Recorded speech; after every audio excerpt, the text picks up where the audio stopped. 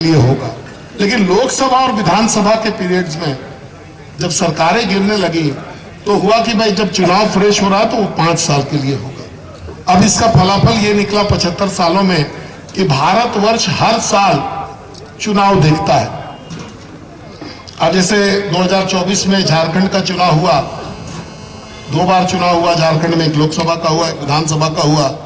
तो बंगाल में जितने लोग जाते होंगे, जो गाड़ियां दिल्ली से बंगाल जाती होंगी, महसूस होती है। साथ ही साथ इसका जो है ये भी रहता है कि भाई खर्चा भी बहुत होता है। अगर आप जैसे झारखंड में ही एक साल में 2 इलेक्शन हुआ, अभी नगर निगम का भी चुनाव होगा, 1 साल के बाद फिर पंचायत का चुनाव होगा, तो जितनी बार चुनाव होगा उतना खर्चा भी होगा, उतना समय भी जाएगा। तो एक एनुअल कैलेंडर बना करके उन्हें वोटिंग किया कि ये बिल एक्सेप्ट होना चाहिए कि नहीं होना चाहिए, मतलब ये बिल प्रेजेंट होना चाहिए कि नहीं।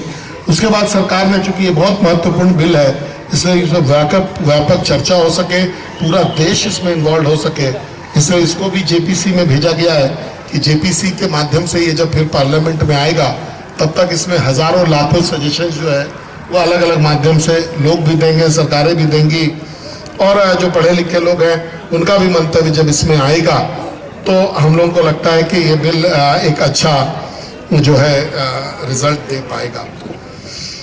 जो महत्वपूर्ण विषय इतने सालों से, इतने जो पिछले 6 महीने में, मैंने आपको पहले बताया कि अभी 7 महीना हुआ है मुझे चुने हुए, लेकिन इस 7 महीना में से 3 महीने का समय जो है लगभग विधानसभा के चुनाव में गया, और 2 महीने का समय लगभग 46 डेज तो डायरेक्ट सेशन हुआ। लेकिन इसका अवधि जो था वो 2 महीने का था, लगभग 56-57 दिन का था, क्योंकि सैटरडे संडे कुछ छुट्टी होता है।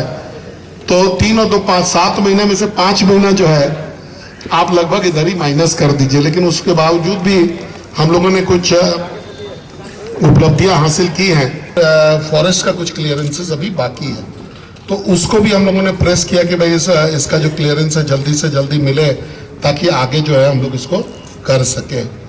तीसरा सड़क था जो रांची से लेकर के जो बोकारो तक, जो आपको जो एक सड़क बन रही है भारतमाला के तहत रायपुर से धनबाद तक, उसका एक पैच हम लोग के एरिया से गुजरता है।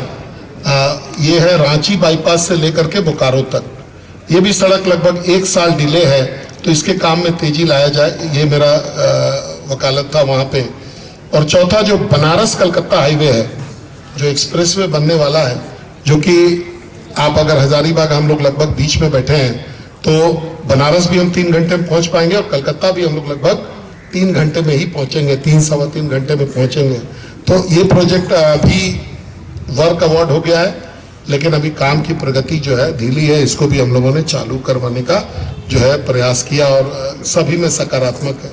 अंतिम में जो NHAI की तरफ से 3 प्रोमिनेंट ब्लैक होल्स थे जो कि इधर में है, जहां की अभी वर्षों से लोग यहाँ पर मरते आ रहे हैं, दुर्घटनाएं होती आ रही हैं।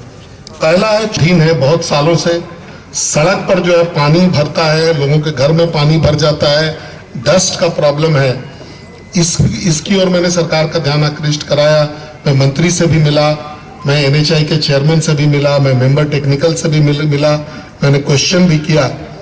अब रिजल्ट उसका ये है कि लोग अब इस पर काम जो है चालू हुआ है। अगर आप अब जा करके देखिएगा तो सड़क का जो पोर्शन है वो डिसाइड हुआ है कि अगले 1 साल में वो बन जाएगा, और फ्लाईओवर पर काम लगेगा जितना जल्दी वो 1-2 साल का इन्होंने अवधि लिया है कि 2 साल 2.5 साल के बीच में हम लोग फ्लाईओवर भी बना करके खत्म करेंगे।